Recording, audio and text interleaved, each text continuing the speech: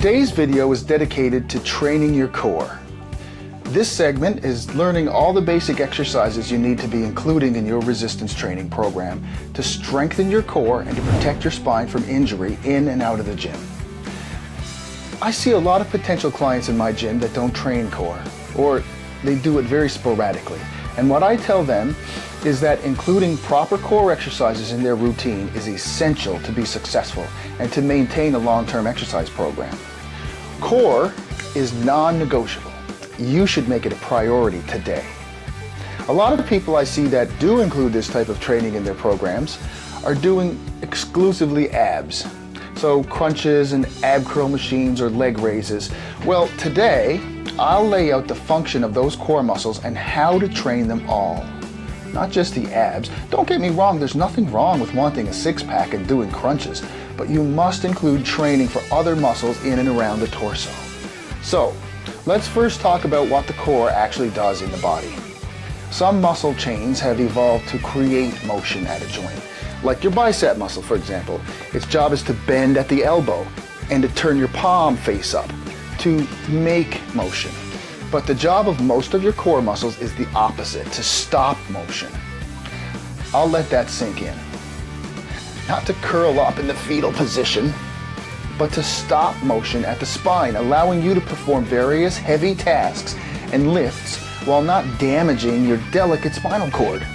So the core needs to be trained for anti-motion, not motion.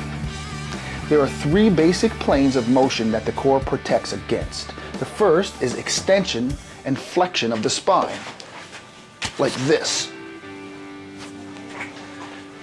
The exercises to stop this motion from happening are called anti-extension exercises, like a plank in its many forms.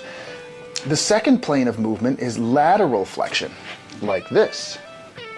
Your obliques work with your transverse abdominis to stop this motion from happening. An example of an anti-lateral flexion exercise is a side bridge, but there are many. The third plane of dysfunctional movement of the spine is anti-twist. You never want your spine twisting like this, especially under load. And I see many people actually twist their spine under load on purpose, and it makes me cringe every time. The core exercise is actually anti-axial twist. You're trying to stop that motion from happening. A great example of an anti-twist exercise is a Pilaff Press, which I'll show you in a few minutes. Keep in mind that there is possibly a time and a place for some motion at the spine during training, but these are reserved for very experienced and fit athletes. If you're a novice, intermediate, or you've been doing it for years but doing it wrong, well, watch the rest of this video as much as you need. I'll be showing you how to properly do these core exercises and more. Learn the movements and start including them in your workout. Trust me, you'll start seeing way better results at the core, and you'll be lowering your chance of injury dramatically. Now don't forget to like the video and subscribe to our channel to get our full line of videos, and we'll have an even more advanced core video coming your way soon. Good luck with your core workout, and we'll see you on the road to wellness. So, as part of the anti-extension program for core, we're going to show you how to do some planks. We've got other videos that have a few planks on there, but today we're going to do a raised plank. If you're just starting out, we'll do a floor plank as you get a little stronger, a feet raised plank for when you get really strong, and then we're going to do some tap outs. We'll add some dynamics into the plank so that you're able to progress your plank over the next year to 2 years. You just keep making it more intense, right? So we'll show you some ways to do that right now. Okay, Marissa, you want to try a raised plank? So she's going to put her elbows here. Get down that way. She's going to put her elbows on the box. She's going to come out into a nice straight plank, shoulder blades together, core is on, space between her feet, and just hold that position. Now, if you're really fit like Marissa, it's probably not going to be very hard, but if you're just starting out, take your time, build your strength up, your endurance here for the core, until you can do this for at least a minute, maybe even more, and then we're going to bring it down closer to the floor. You could use a smaller platform or a lower platform, or you can go right to the floor, which is what we're going to do. Okay, so we're going to take Marissa to the floor, and as you get a little bit stronger and more endurance, now you're going to be down on the floor. So what this does effectively is it adds weight. It adds more of your body weight to the plank, and that's it. How's that? That's a little bit harder? Yeah, definitely. Definitely harder, she says. Okay, good. hold in that position. And when this isn't enough, you can start adding dynamics or motion into your plank, okay? So one of those would be called a toe tap out plank. Marissa's gonna show us right now. Can you give it a shot? She's gonna tap one toe out to the side, and then back, and then the other toe. So what we're doing here is we're adding in an aspect of anti-rotation into her anti-extension plank, right? There you go, and you can use this for cardio, put it in the circuit, whatever you wanna do. But this is a really good dynamic plank. See, so she has a little opportunity here, a little bit of rocking going on. We'd wanna coach that away. Okay, good, and then the last one that you wanna do, this is really advanced, is a feet up plank. You look worried. So she's gonna get her feet up on the box and elbows on the floor. So now a great deal of her body weight is being thrust into her core that she has to fight against. That's it, up on the toes, and you come down to the elbows, boom, and you're gonna hold that position. That's tough, hey? Yeah. So when you really got to do 2 or more minutes on a plank or tap out planks, get your feet up on a box like this, take it to the next level. So this is anti-extension, anti-flexion. Good job, Marissa. Okay. Come on down, yeah. Okay, I was like, what is going to be done? And next, we're going to do a no-arm plank. Yeah. Good. Yeah. This is a stability ball crunch, where this is anti-extension as well. This is a great one. You can do a crunch on the floor, but we're going to do it on a stability ball, or actually an instability ball, just to bring instability into the crunch and make it a little bit harder, right? This, if you want a six-pack, you got to be doing some crunches. Why don't you give it a shot there, Marissa?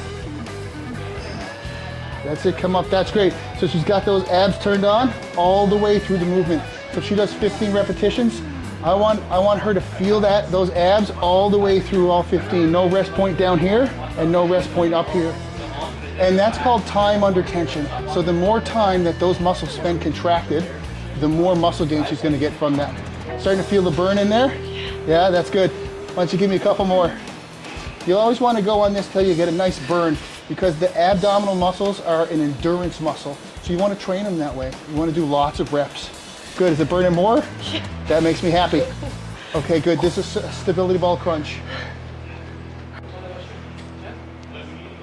We're gonna do a side bridge now, and this falls into the category of anti-lateral flexion, right? So we're gonna try to tempt gravity into pulling her down to the ground, and she's gonna fight against it and stop that motion from happening at the spine. Pretty cool, hey? Yeah? Okay, first thing we wanna do is get a nice straight body. If you wanna see some regressions of a side bridge, then we have other videos that have regression of this exercise. I think the back pain videos, but we're gonna do it right from the 2 feet here. So she's gonna stack her feet, stack her knees. You're gonna straighten the knees, bring the hips through, so this has a nice line, and we're gonna rise up. Okay, this arm can go straight up in the air, and you're just gonna hang out there, pack a snack, because you're gonna hang out here for a long time. Again, this is working your obliques, which are on either side of your body here. This helps with balance, lateral stability, and it gives you that full form to your core. For one, preventing accidents from happening, preventing injury from happening, and to also make you look better all the way around. You got to have all these aspects of core training in your program. You feel that working these obliques down here, Marissa? Not bad. And of course, you do it for as long as you can on this side and flip it to the other side. If you want a progression of this exercise, you're going to turn that core up, Marissa. You're just going to bring this leg up.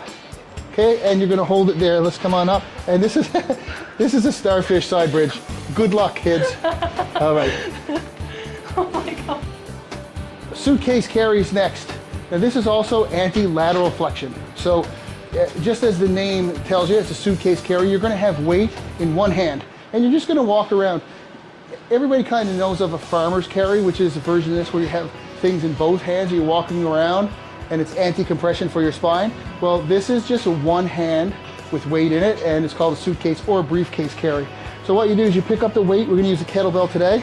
Marissa's gonna show you in a second too. And you just keep it nice and straight. So the weight is trying to pull me in this direction, and my brain is trying to overcompensate by leaning in this direction. And I don't want you to do either of those two things. You wanna be straight, and you're just gonna walk around the gym. And people might think there's not a lot going on there, but there really is, okay? It's not about heavy, it's about form. So why don't you give it a try, Marissa? Okay, that's it. So nice and tall, shoulder blades open, okay? And you're just gonna kind of walk around in this position here. That's right. And you just kind of walk around. And then when you get done a big circuit of your gym, you come back, switch sides, switch arms, and then you're going to walk around. I'd go in the other direction so you have a different view. You feel that working those muscles in there to pull you in one direction or another. Yeah. And of course, this is light, but you could go really heavy with it. This is suitcase carry. Add it into your workout. So this is a hyperextension machine.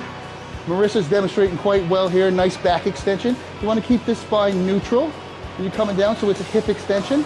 And then when she comes up, she's pushing down with the hips, and she's using the glutes, lower back, hamstrings, and everything to do the job here. So this is like a reverse plank. You don't necessarily want to do this on the first day in the gym, but this is an excellent core exercise for anybody that's trying to advance their core program up. And it's posterior, which we don't have a lot of those, but this is a great one. Feeling that work in all those areas I mentioned? Yeah. Okay, let's move on to the next exercise. You're not gonna lay the hand all the way back down, or the leg. They kind of float too, right? Boom, yeah. So this is a swimmer plank. And my head stays like And your head stays neutral, yeah. Right? This is for my abs? This is for your posterior core. But you know, you're gonna get your abs involved here. Anything that works the core is gonna work all the way around really. But this is more like glutes, lower back, right? Yeah. We talked about anti-rotation as being a very important aspect of core training. So now I'm going to show you a really, really popular and very effective anti-rotational core exercise. This is called a Pilaff Press. I'm sure there's 1,000 names for it. So you're going to get yourself either a pulley machine, or you can use a resistance band, either a handled resistance band or a continuous resistance band. So we're going to walk the weight out a little bit or stretch out the band depending on what you're using. And then I want to turn 90 degrees away from the weight so that the weight is lateral to me. I got the core on and it's close to my body. I'm gonna press it out and bring it back in. Press it out. You're gonna wanna have both hands at the same level here. Push it out, bring it back in, okay? We're gonna get Marissa to do it in a second here, but if you want to advance this exercise, you wanna bring it out, you can bring it up a little bit, back down, you can bring it back in, keeping those shoulders open. Then you're gonna turn around to the other side, of course, and you're gonna do it on the opposite side. This is an oblique exercise. When you're done, walk it in. Give it a shot.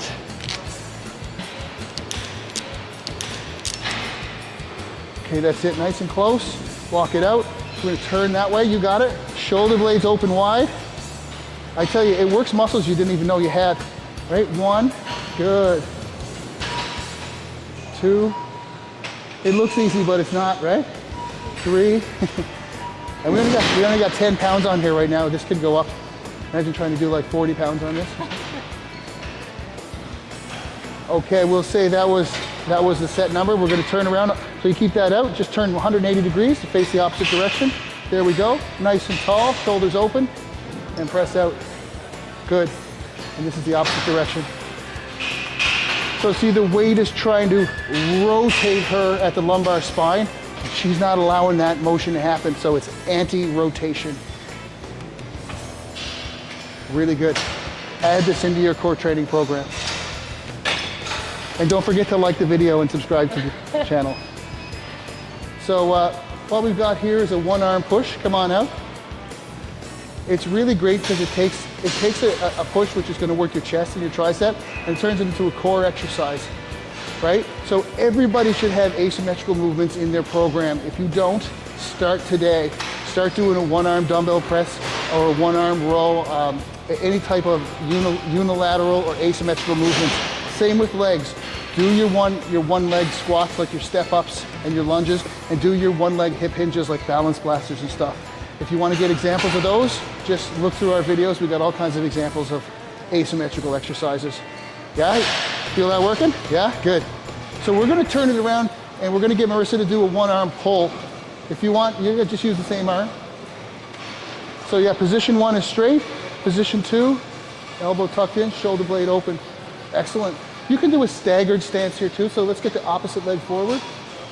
So a split stance, there you go, and pull.